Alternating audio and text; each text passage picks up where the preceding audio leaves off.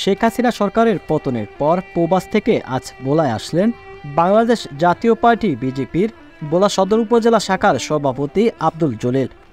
শনিবার ২৮ সেপ্টেম্বর দুপুরে লঞ্চযোগে ইলিশাঘাটে আসলে হাজার হাজার নেতাকর্মী তাকে ফুলেল শুভেচ্ছা জানিয়ে বরণ করে নেন। এ সময় নেতাকর্মীদের ভালোবাসায় সিক্ত হন বিজেপির এই নেতা।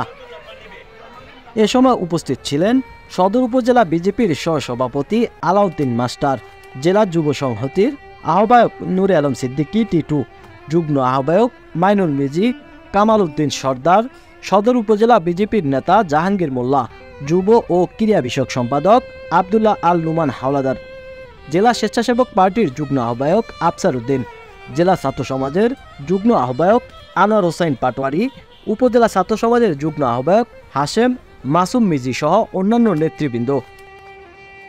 এ সময় নেতাকর্মীরা তাকে বিশাল মোটরসাইকেল শোডাউন দিয়ে ভোলা জেলা বিজেপির কার্যালয়ে নিয়ে আসেন। আব্দুল জলিল দলীয় কার্যালয়ে এসে নেতাকর্মীদের কৃতজ্ঞতা প্রকাশ করে সংক্ষিপ্ত বক্তব্য প্রদান করেন।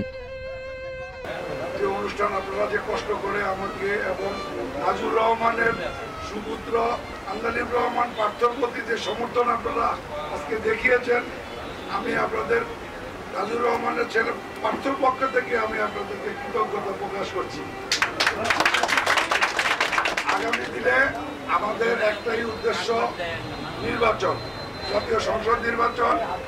আমাদের প্রাণপ্রিয় নেতা সারা বাংলার মডেল যুব সমাজের আইকন আন্দালিব রহমান পার্থর জন্য আমরা প্রত্যেকটা অঞ্চলে আমাদের জাতীয় পার্টি সুন্দরভাবে সুগঠিত এবং আমরা কমিটি করে যাতে সুন্দরভাবে আমরা তাকে এমপি হিসাবে পাইতে পারি, সেই জন্য আমাদের প্রত্যেকের অত্যন্ত পরিশ্রম করতে হবে।